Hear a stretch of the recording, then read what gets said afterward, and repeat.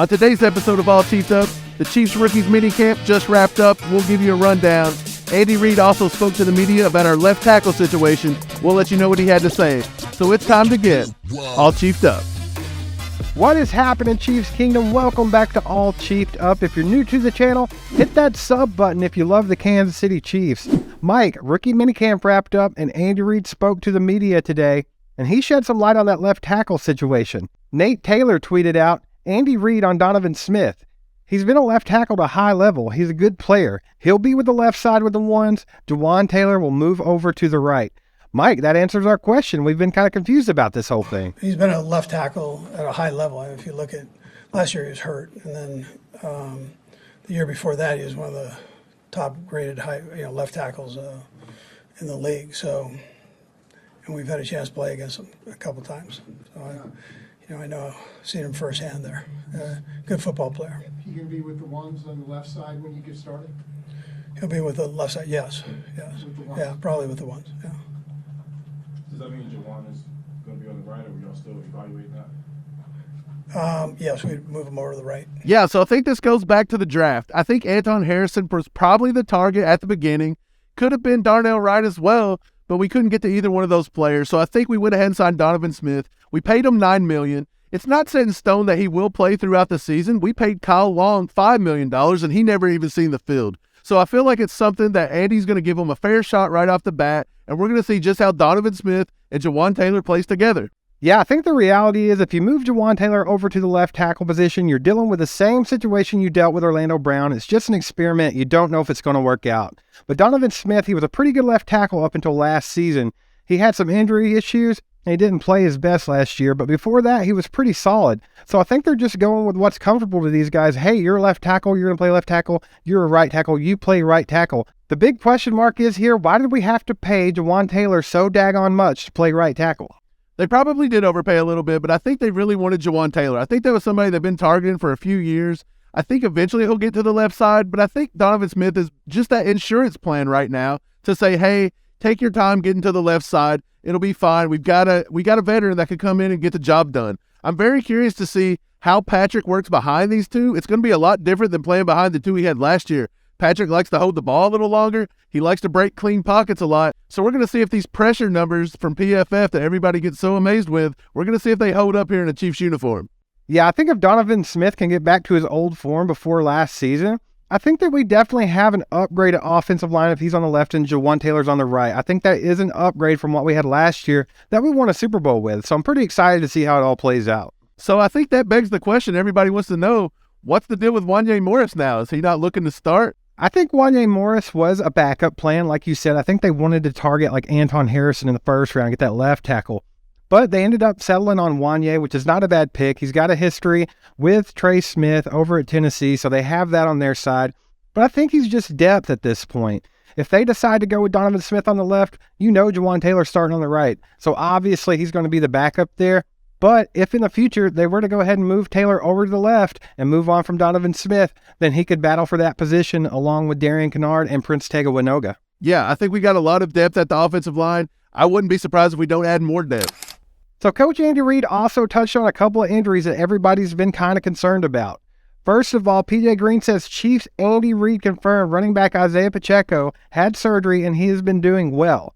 He also said Chiefs Andy Reid said Felix Anudike-Uzomah had thumb surgery before the Chiefs local pro day, which is why he hadn't participated. So I think that answers some of our questions, Mike. What do you think about it? Yeah, we've seen Felix all weekend long, kind of sitting on the sidelines. He was doing some drills, but he was basically just doing hand drills and things. He wasn't running with any of the teams. He wasn't doing anything like that. Of course, there was no contact throughout the camp. It was just shells the whole time, no shoulder pads, nothing like that. But that's what we see from there. And then kind of, as you mentioned, Isaiah Pacheco, this whole entire thing come out about him having surgery. Christian Dyer, who is a reporter for Rutgers up in the Northeast, actually come out and said Pacheco played much of his rookie year with a torn labrum, and he suffered a broken hand against the Bengals in the AFC Championship game. So he kind of did some surgery to correct both of those issues. And it looks like Felix, it's probably nothing to worry about. We've seen Sky Moore sitting out of camp last year at this time. So I think when it's all said and done, they're both going to be just fine. They're just doing some routine maintenance on the bodies. It was actually before the workout that we had, right before that workout that we had here. So he wasn't able to do that either. Any idea what timeline for him? Like Yeah. OTAs? Yeah, we're kind of gradually bringing him back. I mean, today he had his helmet on and did a little bit more. You'd hope maybe phase 3, but you don't know. We'll just see how he feels. You hit the nail on the head, man. All kinds of NFL players play through injury throughout the season, and they take the offseason to get that cleanup surgery and get healthy and recover. So speaking of camp, Steve, we've had a lot of standouts here. It looks like Rashee Rice has been catching punt returns, kickoff returns. He looked really good today. In 7-on-7 drills, he had a toe tap touchdown in the back of the end zone. He's looking really good. Andy said the only thing that it looks like is he needs to get his conditioning in order. Steve, we know Andy Reid doesn't like to play receivers early on in their careers with the Chiefs. Do you think it's something that conditioning can take care of? Do you think these guys just aren't coming in well conditioned? Because Andy likes to run these receivers through the ringer. He's got to make sure he gets his running in.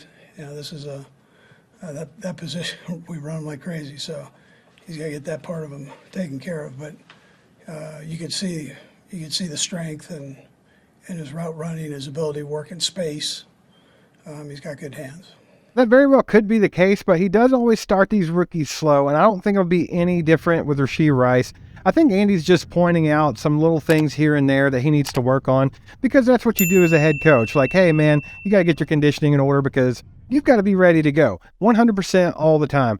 And I think it's just typical stuff, man. I think Rashee Rice is going to do just fine in this offense. On the defensive side of the ball, we've seen Keandre Coburn, who's quickly turning into a fan favorite. He would have got a sack today in day 3 of rookie minicamp. We also seen Nick Jones have a tremendous rookie minicamp. He had a 7-on-7 interception that was quite awesome. The Chiefs, everybody been showing pictures of that one. It's really good. I actually got a tweet here from PJ Green who says, Chiefs Nick Jones said being drafted late is part of his inspiration. Getting drafted was part of my dream, but playing in the league is the dream. And he also attributes his ball skills to his baseball time as playing center field. So I think that's something that we have to look forward to. We also made the joke, maybe he should cross the parking lot and suit up for the Royals. So it looks like one of my guys is doing pretty good at camp. Pete Sweeney said, Jarian Ealy stood out for me all camp. He worked out with the running backs this weekend after seeing time with wide receivers last year. Asked Reid about Ealy after practice. He can kind of do a lot of things for you. So from return game to wide receiver to running back. He worked running back in this camp. But he did wide receiver the latter part of last year. So it's real smart, quick. He's not the biggest guy, but he knows how to play the game. Is he sticking with the running backs, you think, now? I think right here he will, yeah, but we'll move him around too. We have that flexibility to do it. Sounds like he'll work with running backs and OTAs, but Reid leaving the door open for a flex role. Mike, that's exactly what I've been saying this whole time when everybody was questioning re-signing Jerick McKinnon. I think that they're getting Jarian Ealy ready to take over that role when McKinnon's out. Yeah, Jarian Ealy's super fast. He's the quickest guy on the field almost every time he's out there. He was catching balls with Patrick down in Texas, so we know he's got good hands. He can play the slot. He can do several things. If we can get that pass blocking up and that protection for Mahomes up, which is easier said than done, but it does come with time, so you got to be patient. I think they're going to work with Ealy, and they're going to get him ready to get on this squad. I could see him making the 53-man this year. Yeah, for sure. He's just too versatile. Like you said, he's got great hands. He can play the slot receiver position, but his natural position is a running back, and that's what they're going to have to plug in after McKinnon's role here is over. So we also had a few other camp standouts this weekend. 5th-round pick, edge, B.J. Thompson come out. He looked really good all weekend long. He got a few sacks today in the 7-on-7s. He was working on his hands. He was working on his pad level. He also said he was trying to get his weight up a little higher, maybe to the 250 mark. That would be amazing. We also seen wide receiver Nico Remigio from Fresno State making good plays all weekend long. We also seen Shamari Connor play the safety role more than he played the corner role. We actually moved up and drafted him in the 4th round. So is this something that L'Jarius Sneed fans are going to have to take into account? Shamari Connor could be here to take Sneed's job. Sneed may not get that contract extension after all. Yeah, that's a big-time possibility. We all know that the Chiefs don't like to pay corners. They just don't do it. So there's a good chance that L'Jarius Sneed could be wrapped up in some kind of a trade deal this year, or even just not be signed back next season.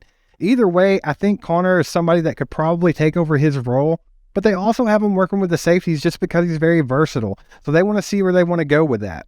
I have a few other names to throw out just to give him some props. Linebacker Buddy Johnson, he had an amazing camp. He was actually drafted by Pittsburgh. They cut him. He's over here with the Chiefs now. And then we have running back Deneric Prince, who a lot of people are excited for, coming out of Tulsa. They're saying he could be the next Pacheco. He actually had a pretty good camp this weekend. I still give him 50-50 odds of making this squad. I don't want to put it in stone just yet. But the kid shows, Steve, he's got what it takes. He could make this roster. Absolutely. The running back room's been intriguing. We've talked about this time and time again. We don't really know what's going on with Clyde. We do know he's on his contract year. They did not take that 5th-year option. But the Chiefs like to run with 4 running backs. You saw that last year when they had Ronald Jones. They used him sparingly, but they liked having him there just in case. So I think they'll probably run with 4 again. And to me, it's looking like it's going to be Isaiah Pacheco, Clyde Edwards-Helaire, Jerick McKinnon, and probably Deneric Prince. Another Kansas City Chiefs UDFA signing is somebody that we thought they were going to get all along, Mike. It's cornerback Khalif Hallisey from Western Kentucky University. He was originally reported to sign with the New York Jets as a UDFA, but something happened there, man. All of a sudden, he's posted on Instagram pictures of him in a jersey swap with a Chiefs jersey on, and he also even posted a picture of his actual Chiefs jersey. So I think he's our guy, Mike. What do you think about that one? Yeah, Brett Beach had his eye on Halsey throughout the process. We actually interviewed him a couple times, I think. So I think this is somebody that me and you had targeted that would be a good fit to come in Kansas City. He was somebody we were probably looking at in the late rounds. We decided to go with Nick Jones for value, but they still got their hands on Halsey anyway. Halsey is a good corner. He's long, he's physical. He will lay you out coming over the middle. I think he's somebody that can fit into this defense rather flawlessly. Absolutely, and with Nick Jones, Khalif Hallisey, and last year's draft class of DBs, the Chiefs have pretty good depth at that position. I'm pretty excited about it. Lucky for you guys, we decided to bring our weekly 1-hour podcast over to YouTube, so be on the lookout for that every Monday morning at 6 a.m. Eastern Time. We dove deeper into all of these topics in that podcast yesterday, so if you haven't got to check it out yet, click that video right now and get in the comments. And thanks for subscribing and hitting that bell. Cause aside from my soul,